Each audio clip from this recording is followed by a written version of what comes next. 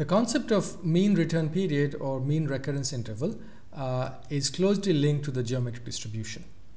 So let's recall, we have a sequence of independent and identical Bernoulli trials with parameter p, which means the success probability or occurrence probability is p, and the time instance of trials are known and they are discrete, and commonly we think of them as equally spaced.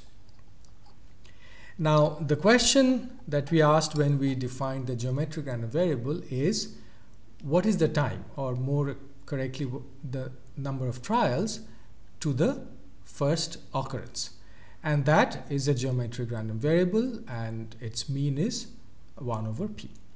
Now, I could also be interested if I let this sequence of Bernoulli trials run, that what would be the time between successive occurrences.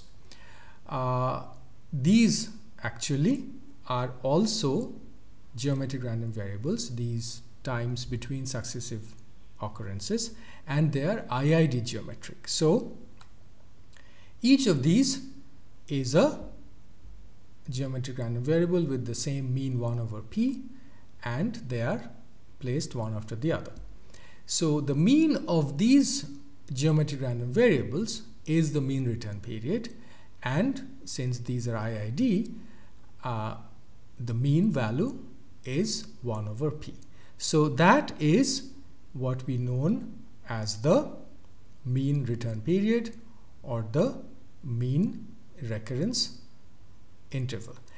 Now you will see, and it gives us more flexibility and power actually to associate a random variable with each trial. So if we associate random variable xi with trial number I, and these random variables now constitute the IID sequence, because these random variables are mutually independent and they are identically distributed. So with the common CDF fx, so this occurrence probability or the success probability now is defined in terms of this associated random variable, which if it exceeds a certain threshold xp, so that gives the probability of p of success.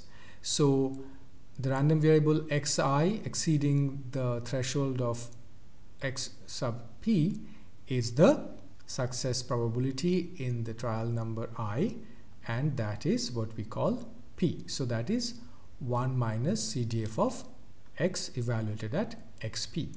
And this xp now lets us define what the exceedance probability p is, and in turn the mean return period, which is 1 over p. Let's take a look at one example. Let's say the sewers in a city have been newly constructed and designed for a rainfall having return period of 100 years. So the first interpretation of this would be this annual exceedance probability is that 1 over 100 years. So p is 0.01 per year. So that's very important. So we'll ask 3 questions. The first one is the probability that the first flooding will occur on year number 10. So it's a simple question involving the geometric distribution, and if you want to work through the problem, please pause the video. Otherwise, let me present the answer, and that is 0.99 to the power of 9 times 0.01, so 0.009135. The next question is that there will be flooding within the first 10 years. So it's not asking whether the flooding will occur on year number 10, but any time between 1 and 10. So that would be easy if we look at the complementary event, and the answer is about 9.56%. We can ask one more question. Let's look a little longer duration, and the probability there will be no floods in 100 years. And that would simply be 0.99 raised to the power of 100. And as you can guess, that number approaches the classical limit of 1/e.